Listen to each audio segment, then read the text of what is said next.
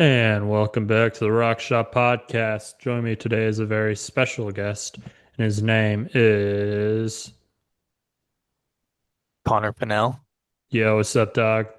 What's up, brother? How are you doing? Hanging in there.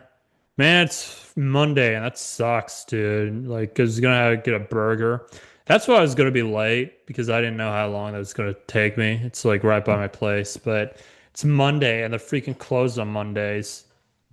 Dude, I really miss 24/7 America. Yeah, COVID really changed the whole game up. There was a time where, you know, you could go to, I don't know, I can think of 5 or 10 places that used to be open 24 hours, and now it's just like Waffle House. That's what you got. And don't get me wrong, I love Waffle House, but, it's good to have options. I love a good Walmart run late night, though I haven't done that in years and years and years because I'm too lazy to go to Walmart that late. Yeah, I feel that. Is Walmart even open 24 hours? Used to be, Uh, used to be like Silent Hill or some shit. Like you'd just be walking around with a, the liminal spaces of Walmart at yeah. at midnight on a Monday. I'm mad that a lot of Walmarts stopped having like the bargain DVD bins, you know what I mean? Like the dollar bins, and now inflation, it's like $5 bins, and now they don't really have it. Well, dude, what's crazy is I feel like the same phenomena that struck Walmart also struck Best Buy. Like you used to be able to go into a place like Best Buy and they had this whole library of tech in the Yeah. back. They had every DVD on the planet, all sorts of cool stuff. And now when you go in there, like the store is probably a third the size. And it just kind of seems like they don't have anything. It's almost kind of creepy. It's like it feels like a supply chain got cut off, but I guess we're just moving away from physical media at the end of the day. It's sad. It's really sad. I really hate that. Yeah, like the video game section, they have a few games, but they just put out a statement a few years ago like we're not selling any physical media anymore, and that kills me because when I was like a dumb high schooler, man, I was at Walmart and I was at Target and Best Buy on Black Friday to get a dollar off Blu-ray of the Sandlot or some shit. And that was the place. Those were the places, man. Well, there was a satisfaction to going there and getting like your physical copy of Max Payne 3 or whatever, where they had to take that yellow thing out of the side that kept it Oh yeah. locked in the plastic. Man, I miss that. You know what I also miss is the smell of popcorn at Target, because all the Starbucks are at Target, but they used to just have like their own little snack zone and they were always popping popcorn. So right when you walked in, it smelled like popcorn. And then now you just kind of smell coffee, which I don't know. I think that there is a certain charm to Target's popcorn scent. Dude, that's what kills me too, because I just had nothing better to do when I was in high school. So I just loiter, dude. I just fucking straight up loiter at like Target, Best Buy, Walmart, the mall. Um, because it was like Mall of Georgia, and then it was like there was a Best Buy that's still there, right there, and a Target. And I used to just like, hey, it's Friday night, let's see what movies they got, a Target. But it's bullshit, man. Like my local Target doesn't even have DVDs anymore. Not at all. It's just disgusting to see like their book selection is like bigger than their movie selection. Yeah, the paradigm has shifted drastically, drastically. But I have a sneaking suspicion that we're going to start moving back towards physical media.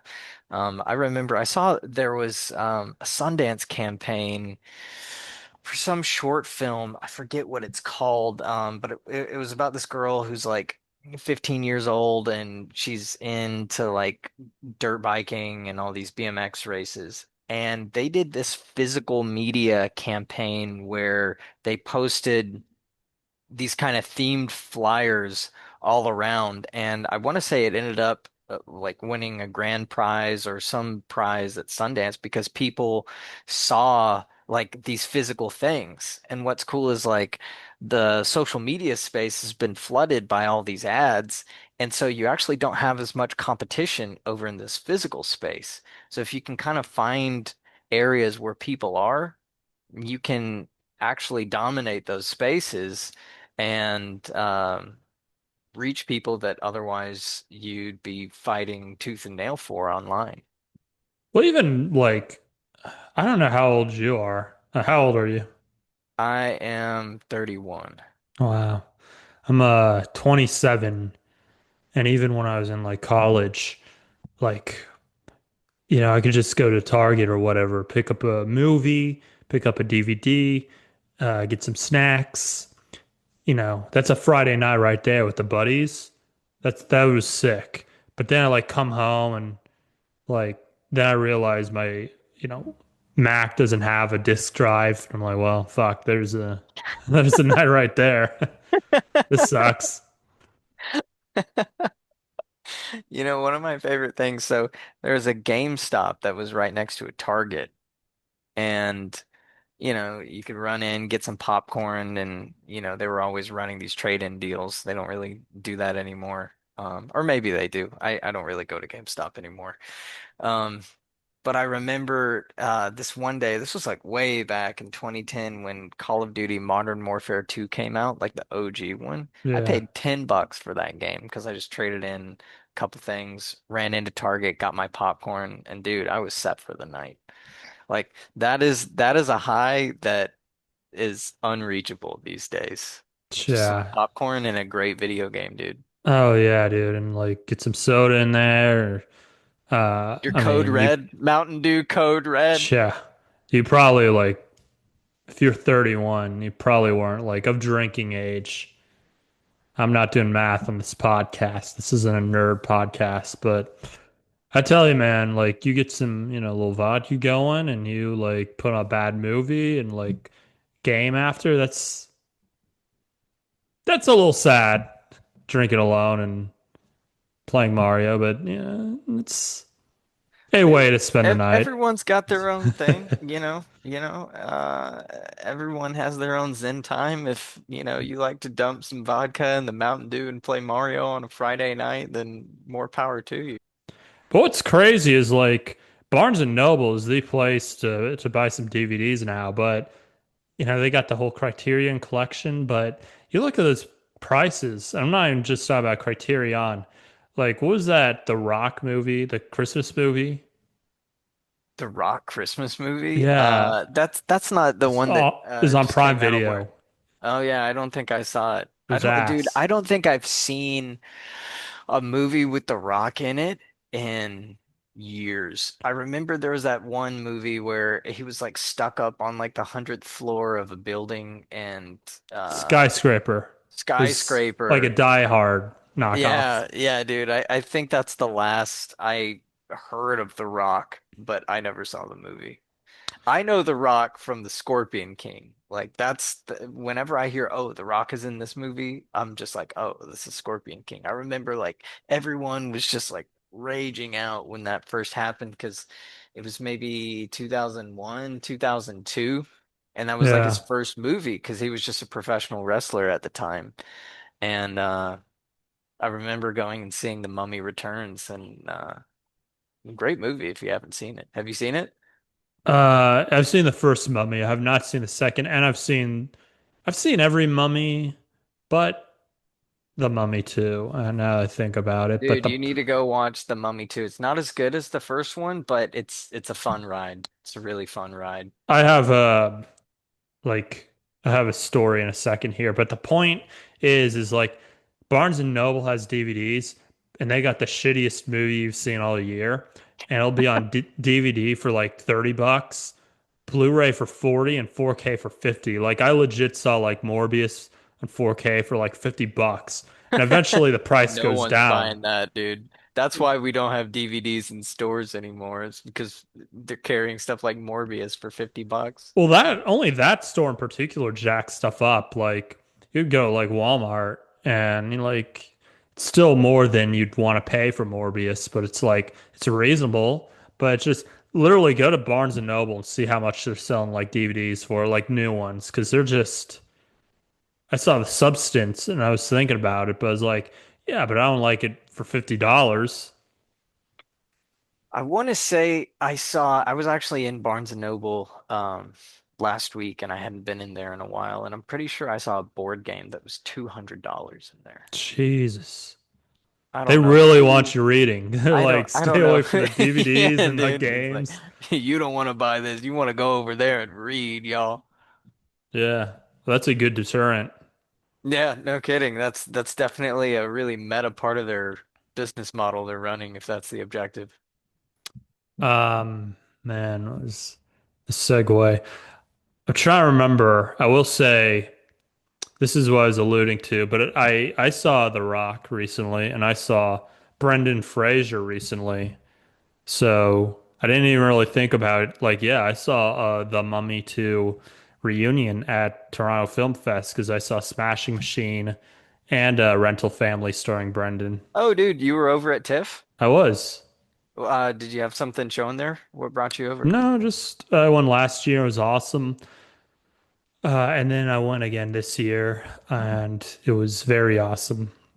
Dude, Toronto is a great city. One of my business partner, he lives up in Toronto, Nice. and I remember because they have the breeze from Lake Ontario there. I had gone, I want to say last October, and it just like perfect weather. The coffee was great. The food is always incredible. He's got all these special places that he has in his roster. And Toronto, it's a great town, really great town. Chad, dude, the Italian food is unbelievable because there's You so know what? many I haven't immigrants. had, that's the one thing that I don't think I've eaten in Toronto is Italian food. I'll have to give that a try next. Oh, dude, you got to because they have so many Italian immigrants in Canada that, like any uh, like mom and pop Italian place is like it's fresh. It's something you get in like Italy. It's so Mhm. fucking good. I'll put that on my list to check out next time I go Yeah. up there. Um, but yeah, TIFF was great, dude. You should go because I mean I saw Hamnet, I saw Smashing Machine. I'm gonna put out like a big review video. Uh, I want to record maybe this weekend. My last podcast episode, I met a guy there who saw like 35 movies in like 1 week. He had to have dropped like $3,500 in just movie tickets or something like that. Um, Probably. Well, I mean, I don't know. Like a premium ticket's like $100, but that's Canadian, so it's more like 60. So I don't know. Point is, he spent like a band or two on tickets, but dude, um, so good. Yeah, Hamnet. That's that Chloe Zhao one. That's really big. Rental Family's okay, and then I saw Roof Man. I was at the premiere for that. That's out now, and Smashing Machine. That's out now, and that was okay. But Well, dude, you're, next time you gotta have your own film showing there next year. I'm trying, man. I'm trying. I've been meeting a lot of people in Atlanta, such as yourself. So, up in Connor, you could tell the audience what exactly do you do? What's your story? So, my story's a mix of things. I can give you backstory or I can tell you the current moment. Where do you want me to take it from? Oh, What what would your audience prefer? you could do like Memento by Christopher Nolan and start And talking we backwards. just jump around, dude. We Yeah, can do it Tenet style. you start talking in reverse, you Oh know. man, I really really need to be on my A game for that one. But Um, just share whatever you want, dude. Like, well, so a good place to start, I'll give you a little backstory. So in 2019, I got this bug in my mind to start a camera rental company. I've always been big into cinematography. I love cameras. I love the visual quality of film. Um, and so in 2019, I spent 6 months. I raised $500,000 to fund the company. And uh, raised all of it by January 9th, 2020.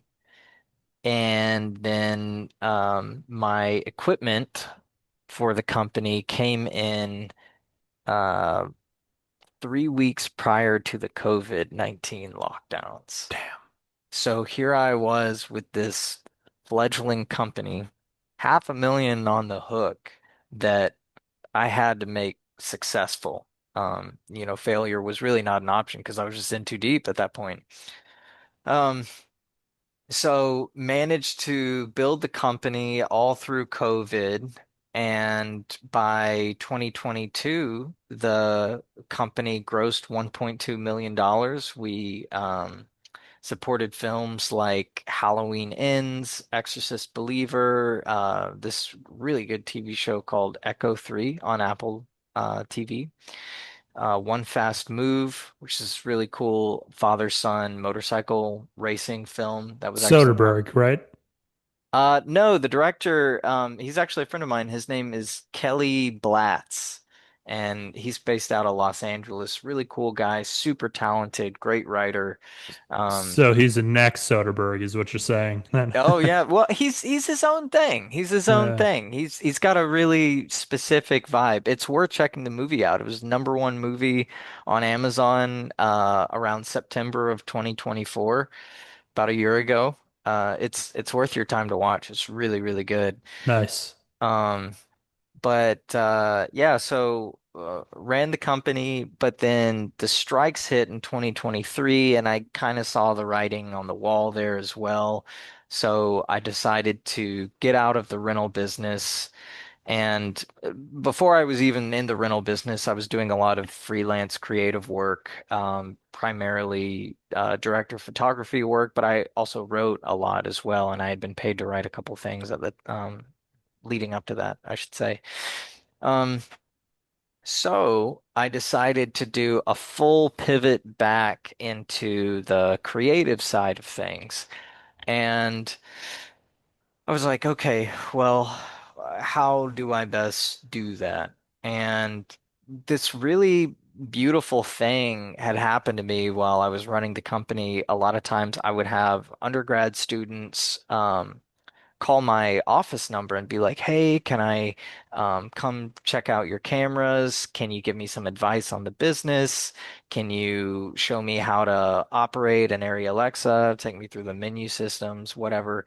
And so I found myself kind of teaching by default. And I had never really done that before, but I discovered I had this seemingly infinite energy for it, kind of like I have an infinite amount of energy for filmmaking. It's just like, the well just doesn't ever run dry. So I decided to go back to school and get my master's in fine arts at the University of Georgia. So I'm currently halfway through that program. I just started my final year back in August, and right now I'm putting together my final thesis film, which is sci-fi. And it's been the best decision that I ever made. When I came back, there's this. Are you familiar with the Peabody Awards? Yeah. Okay, so I'm the senior producer of the Peabody Awards as well. Wow. And so it's funny, I was just a student editor there back during undergrad.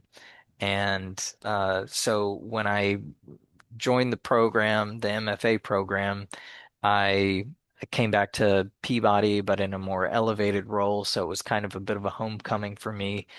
And yeah, I've just been making short films, working with Peabody, and I'm planning to get a professorship here in the next year at some university. And I'm also in process of doing a raise for my first feature film called The Black Butterfly, which is a mystery thriller. So Nice.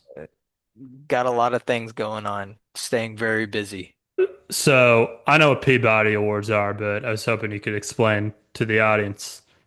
Yeah, the Peabody Awards are a institution that recognizes stories that matter. So stories, whether they're journalism, whether they're, let me take that back. So Peabody recognizes stories that matter, and so that's their tagline. And they recognize stories that are news, documentary, entertainment, basically any kind of story that's had a cultural impact, or is culturally relevant, or is a story that is um, pushing the cultural narrative forward, and innovating in a unique way. So, in the last few years, they've also introduced this interactive award where video games and certain kinds of video games can also win a Peabody Award.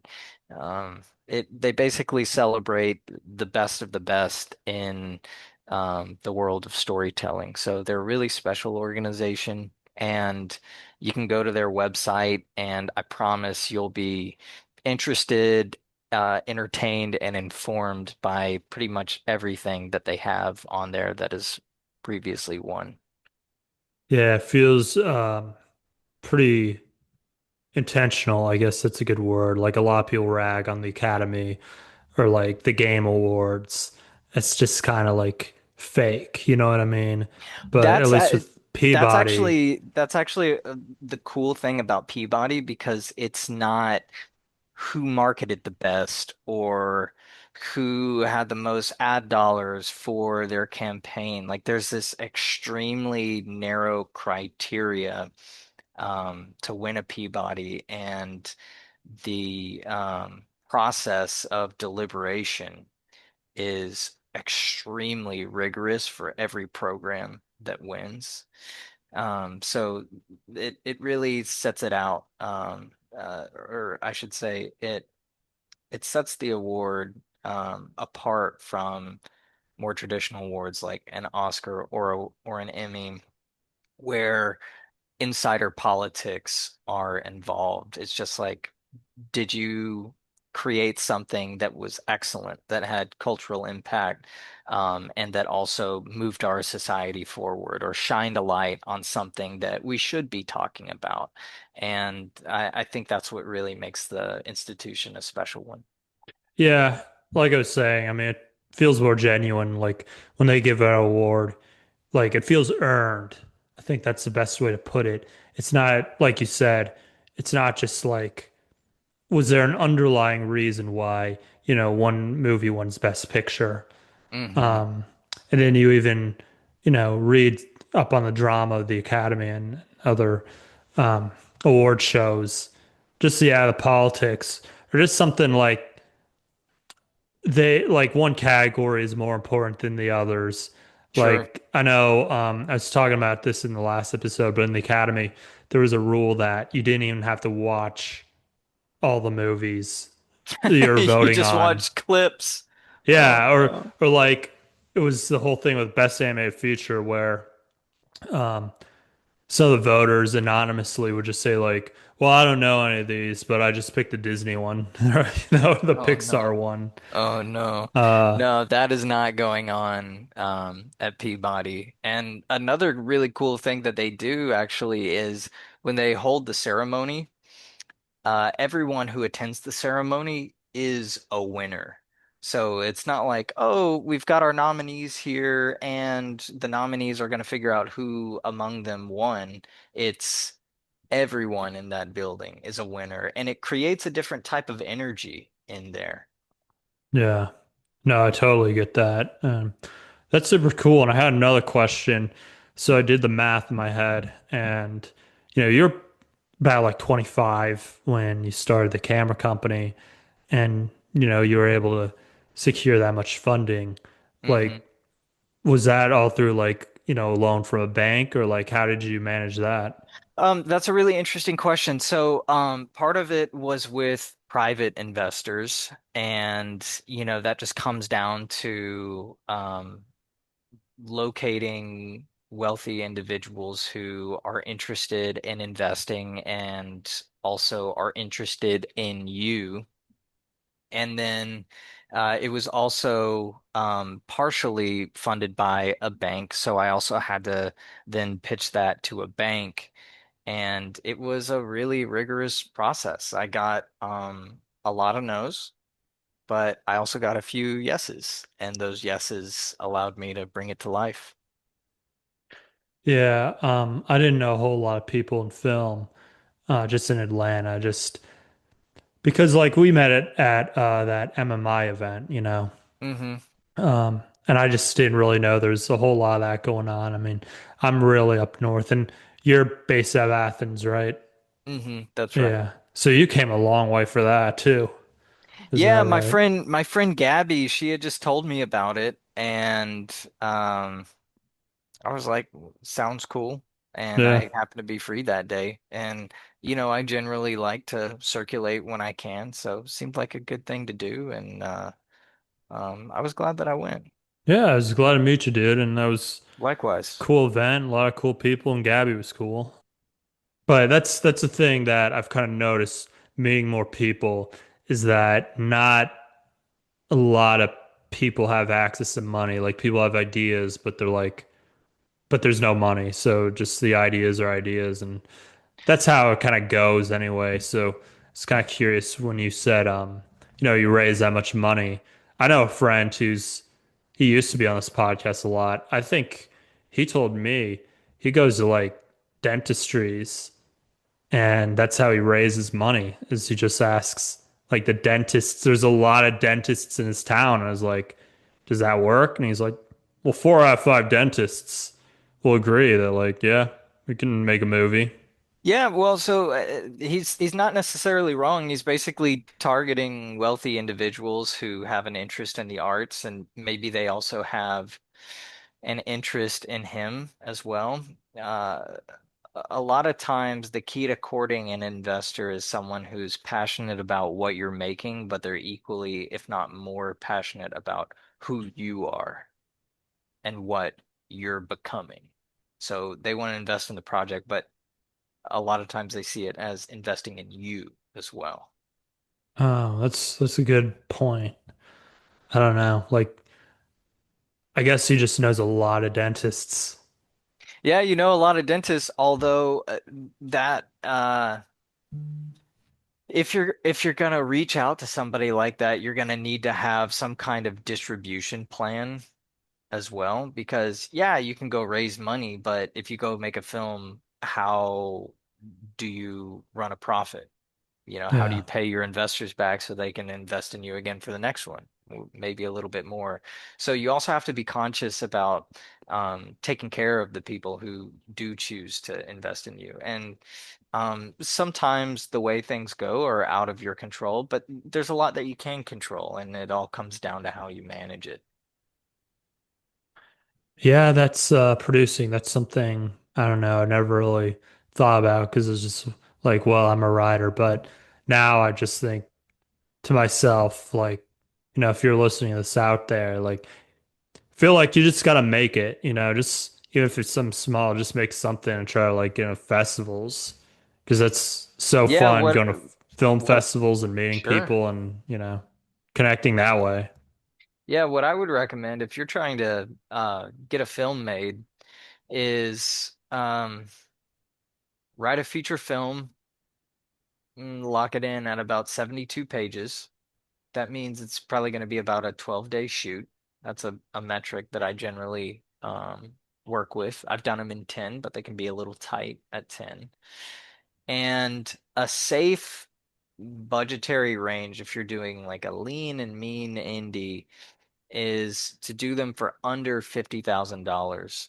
Once you go over that number, the statistics of films of that size making their money back drastically decreases. Because a lot of times, if you're working on that budget, you don't have named talent and your resources are limited, which is going to affect your production value.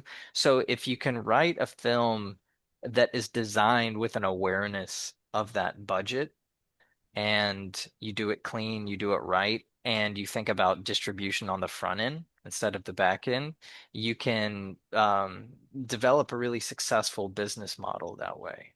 And films, a lot of people are like, "Ah, yes, I'm an artist," and yes, there absolutely is artistry to film, but running a production is just like running a business. That's what a film is. A film is basically a business, and that business lasts for anywhere between 2 years to 15 years, depending on what your distribution model is. So it's important to look at it as yes, you're making something artistic, but you're also running a business if you do go into a venture like that as well.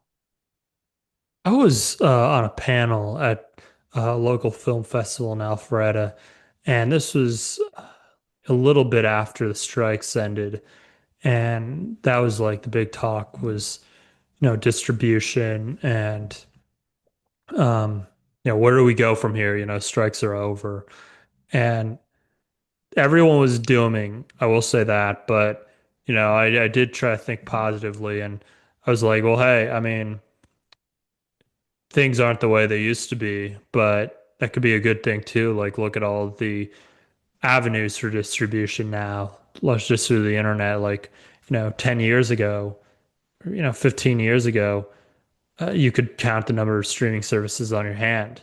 And like, how are you going to get into Netflix? Or like, I loved Crackle, Sony's Crackle. hmm You remember that Dude, one? Crackle, I'm actually a huge Tubi guy. I probably watch Tubi more Yeah. than any streamer out there. I watch Tubi every night. I was gonna Every say night. Tubi. I don't. When did Tubi start? Had to have been like this decade because it I just don't know, but popped. I want to say it's actually owned by Fox, and Tubi is a highly profitable business because it's free, they run ads. It's clean. A friend of mine, he did a original, a Tubi original. I want to say the budget for that was $750,000, and it was a clean film. Tubi made their money, and he'll probably go on to do another for Tubi. I think they run actually one of the best business models out there right now. Yeah, and that's just it, dude. Because I've read like people online, uh, very, very, very indie filmmakers who like I wasn't familiar with. They're just doing low budget horror, and you Horror know, sells. their Horror horror sells very sells. well. Yeah. Oh yeah, but they just say like, they're able to make a living just from like releasing things on Tubi. And I was at this is a plug, but I was actually at, did you hear about um the All Is Merry and Bride Q&A? Uh-uh. Okay, I should get you like connected with Greenhouse Arts and Media. I'm pretty sure Please, that's the full please do. name. Please do.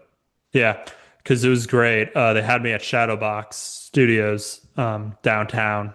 Okay, cool. And first of all, I'd never been on a studio lot before, so that was pretty sick. You know, Dude, the being at a studio is a totally different ball game than shooting on location because it can be I worked a studio job um for 3-1 oh my God. I worked a studio job at Pinewood Studios. This is before they wow. did the rebrand to Trilith, and it's so nice. I think it's as close as you can get to like a 9 to 5 experience in the world of film because call time every day was 8 a.m. and the day was done at 7 p.m. But you Nice. drive to the lot, you've got a variety of sets that are set up basically in this giant soundproof warehouse. And what was really cool is that they had this dining hall there. And so you just go to the buffet at lunch, you can carb load, get your coffee, and then, you go back to work after an hour. And yeah, it's a very comfortable experience. You can get very spoiled shooting studio films because it's a nice environment to generally be in as opposed to, oh yeah, we were doing 6 weeks of overnights in the woods for this horror film. It's like, yeah, that's cool too, but it's a very different experience than, oh yeah, we built everything inside of a set and we had full and complete control. And by the way, we had meal tickets plus infinite crab days every Friday. It's just it's different. Dude, literally the only thing that I could think about. when I was pulling in. I was pretty tired because like I live up in Cumming. Oh, Hmm. not to dox myself. I live up in North Georgia and um like Shadow, you know where Shadowbox is? I'm familiar with it. I've never been. It's kind of like if Fayetteville is like southwest Atlanta or southwest of Atlanta, Sure. Shadowbox is like southeast. So it's Okay. probably even like closer to you, but it's like in the middle of nowhere. But uh I drove like an hour plus and I was like so tired, but like they let me through the gate and all that was running through my mind was it's time for Animaniacs. Zany to the max. I was like, dude, Oh man, that's a I'm deep cut. I'm gonna find the Animaniacs in the studio lot. That's cool. That's cool. Um, Dude, the lot is it's a special place. It's a sacred place. It's always fun to walk onto one. I've got a buddy who's a producer on this movie coming out in a few weeks called All Is Merry and Bright, and it's a Christmas film. And I literally just met him on Saturday, and he invited me to this thing last night, and it was just like a Q&A with the cast and crew, and they're just talking about their experience with the film and how like filming in Atlanta is different from filming in LA, but a lot of them are producers and someone was saying like they knew someone who they made a movie on $60,000, got on Tubi and just the smaller streamers and ended up like racked like 300K Yeah, from it's that. possible. It's possible, especially if you market it well. I want to say Tubi pays like a certain amount of cents, um, not per view, but it's like per ad exposure. So, you'll have a series of ads throughout, a 90-minute movie or whatever. And if they made 300 grand, like they must have had a lot of people watching their stuff. That's a major success. That's a huge achievement, We're actually. we're in a gold rush, dude, because I just thought about it. It feels really similar to like the golden age of YouTube monetization before YouTube started going like weird about uh, you know, doling out money to the content creators. For a sweet few years there, if you were like decent on YouTube, you could make some money. And now like the goalposts are shifted so far that it's tough to be monetized, but you could make some change back in the day, you know what I mean? Yeah, well, what I always preach is that there's gatekeepers everywhere, but the best, most worthwhile things that have ever happened to me are when I created my own gateway. And when you create your own gateway, uh, people tend to notice that and then they want to talk to you. It makes me think of this expression I heard years ago that's you get to make money through Hollywood once you make money without Hollywood. And what is your like gateway? Like how are you the gateway? Is that your It's different company every or is time. that It kind of depends on what you're doing. So like take the rental company for instance, like no one handed me my destiny there. I had to wake up one day and say, "Okay, I'm gonna go do a crazy thing and raise all this money and start this business and run this business." But similarly, if I wanted to do a feature film tomorrow, well, I would go raise that money. And before I raise that money, I would have a really specific kind of distribution plan that accommodates the budget, the talent pool, and what the story is. So maybe that means, okay, I want to do one theatrical showing over the course of a weekend at the Lowe's Phillies 3 in Los Angeles. And then I'll have a limited release in Atlanta and Athens. And I'll do all of this after a festival run. Maybe it gets nominated for something and then I can then take that to a distributor and say, "Hey, I've got these metrics. These are how many people have watched it. I've made some money back on the film at this point because I've marketed those theatrical releases." and then you're able to negotiate your successes up to that point with the distributor, and then they'll pay you to license it, or maybe they want to own your film outright. There's a lot of ways that you can spin it, but creating your own gateway is ultimately just not waiting for someone to hand you your destiny. It's just saying, hey, I want to go do this, and I'm gonna go make a thing and take it to the finish line. You gotta be creative, man. That's the big thing, and that's very obvious. Like anyone would tell you that, but you gotta be kind of sneaky with it almost. Like, this podcast used to be just like, I was out of college for a few months and I was like, man, I miss my Florida friends. I'm gonna start a podcast. And it was just us screwing around. And um, I just basically cold DM'd one of my favorite YouTubers, Jim Jizreel. He's a movie reviewer, used to be a Newgrounds animator. I was like, hey, I've got a podcast. Do you want to come on? He's like, yeah. It's like, dude, oh shit. Not huge, he's got like 13,000 subs, but then I was like, hey, I have a podcast. I could podcast every Atlanta film aspiring person. Yeah, well, what's interesting about that is you have a podcast, so when you invite somebody onto it, you're basically offering value. It's like, Yeah. hey, I would like to feature you on this podcast. And so, everyone loves to talk about themselves at the end of the day. So, when someone says, "Hey, you want to be on a podcast?" Yeah, sure, I'll tell you about my life. Like it's a really warm way to invite someone into your life. I think it's actually a great thing to put together. And what you just explained proves that it's successful. Yeah. Because now I just have my own little network of people. So like we actually it's always just one on one. So it's not like, it's like this. And this is cool because like I'm really about uh, building relationships with others. And this is a great way of doing it.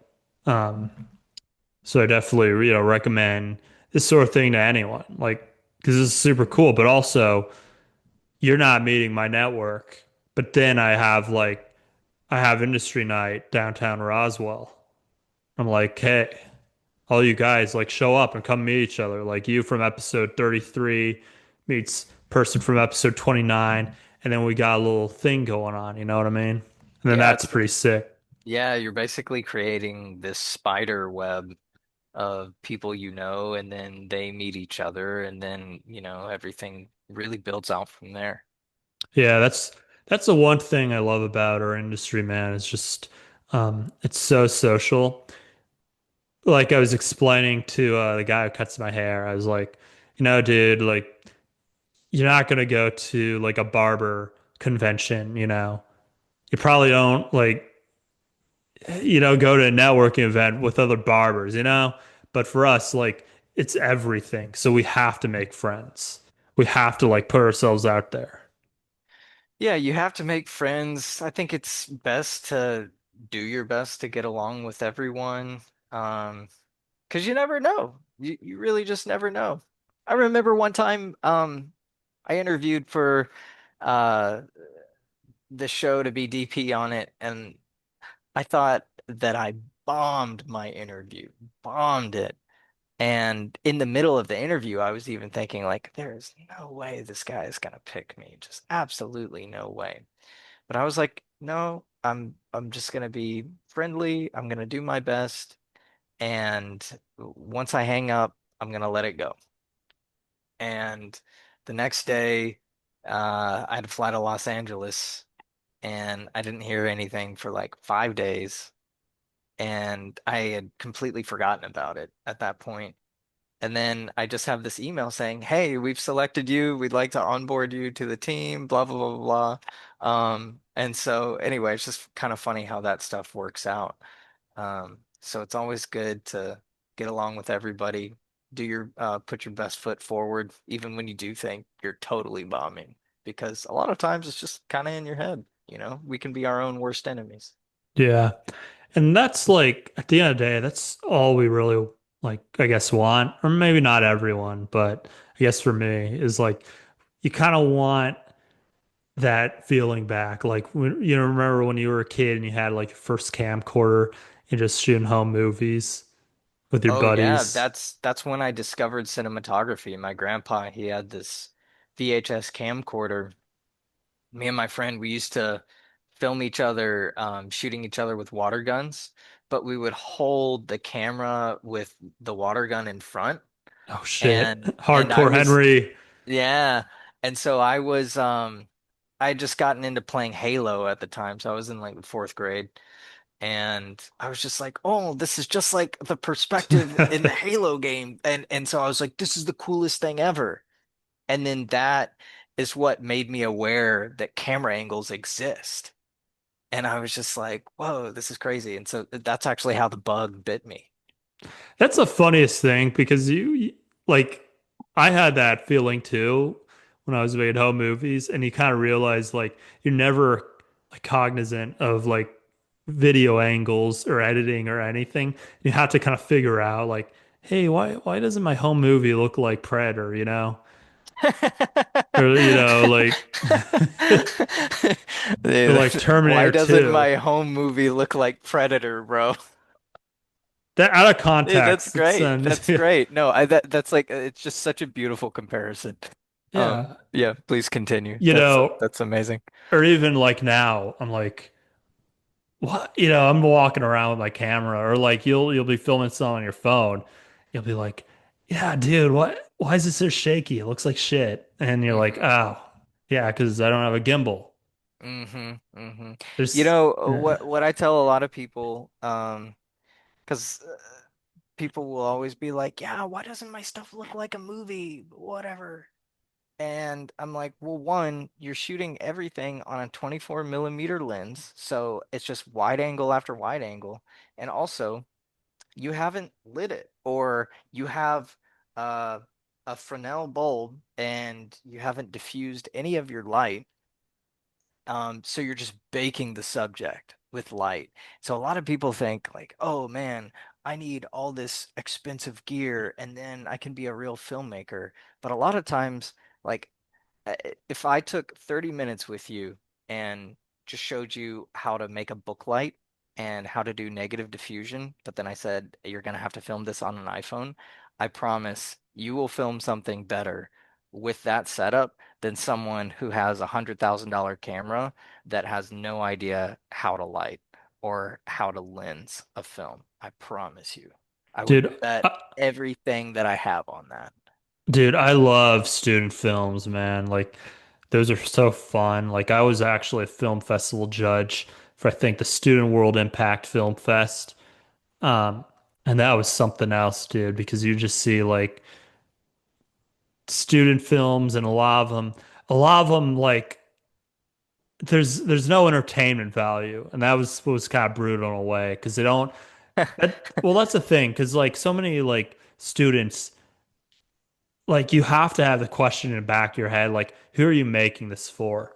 And even if it's not your intention, like a lot of them are just making it for themselves. Most of them are, where Or a it's lot of like, them are figuring stuff out too. And what's kind of interesting about watching student films, because I've seen a lot of them as well, like being a student right now, is okay, maybe the film is like really, really gnarly, but you'll see little moments here and there where they're starting to find their voice or where they made just a really original choice that you don't see a lot. And that's the cool thing about a student film is that you'll see these like little seeds in their work. And you know, maybe the work isn't the best, but there's these moments, and there's usually at least one in a film where it's just like, oh, I see what you were trying to do there. And if you just keep doing it, you'll get really, really good. And that's kind of the fun part of them, in my opinion.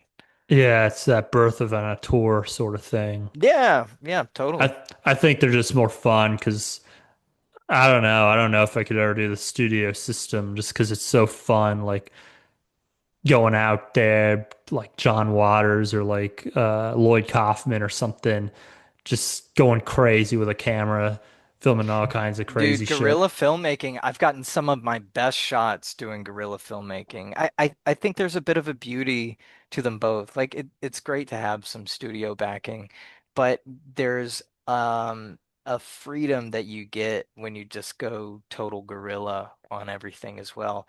A great example of some guerrilla filmmaking is actually the 2010 movie that Gareth Edwards did called Monsters. And I want to say, according to the internet, he had like a crew of 6 people. He was the writer, director, and cinematographer for it. And he just happened to be really good at VFX. And they were going around somewhere in South America. Maybe they were in Mexico, I forget. And they had their locations planned, but within those spaces, they really did whatever they wanted to. And I remember some of the actors in the film were like people that just lived there locally, and they were like, "Hey, do you run the ticket booth? We have this ticket booth scene. Can you play the ticket booth guy?" And he did a great job. They kind of cast people as who they were in it, and they paired that up with these two dynamite actors, and they made this beautiful film. If you haven't seen it, it I have is not.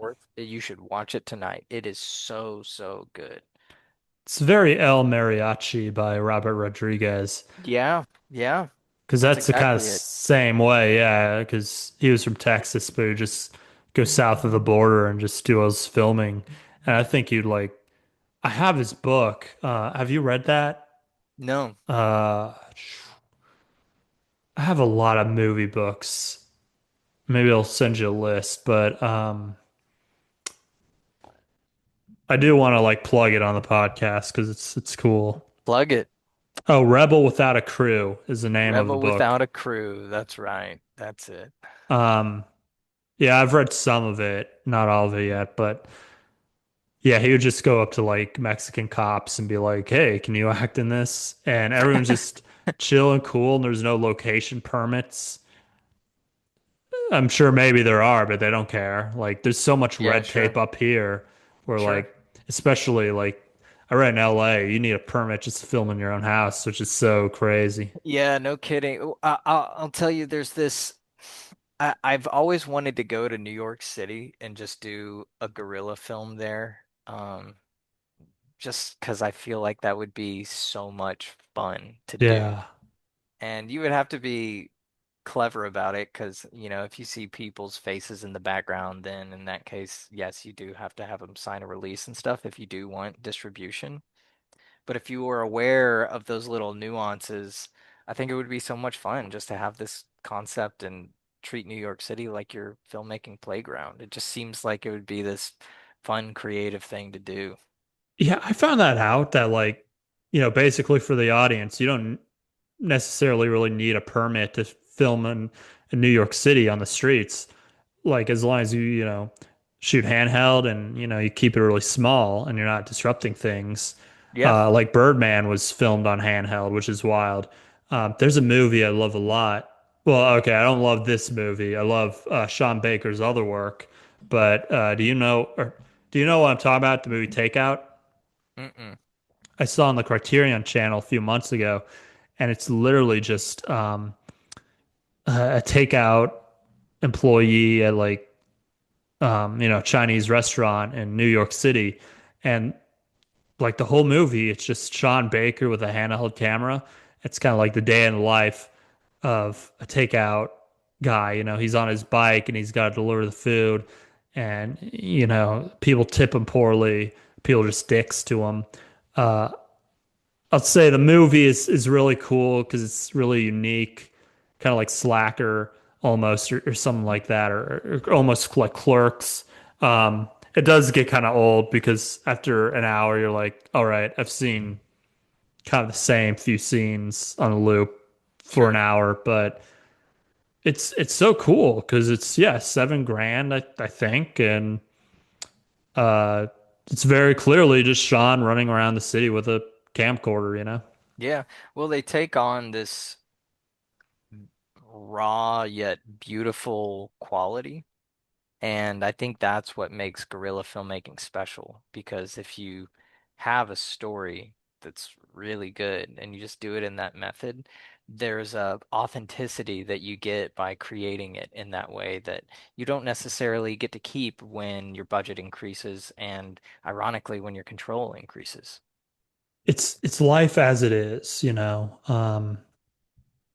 It's just like if you got a permit in a major city or something, then like you would really invest the lighting and you'd make it really look like a set, but you're on location. But that's always what I liked about it. It's so raw and so real.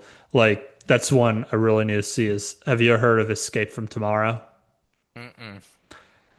You might have because it was kind of famous, but it got buried pretty much. But it was a movie I think went to Sundance in 2013, and a guy filmed an entire horror movie on his Disney World vacation.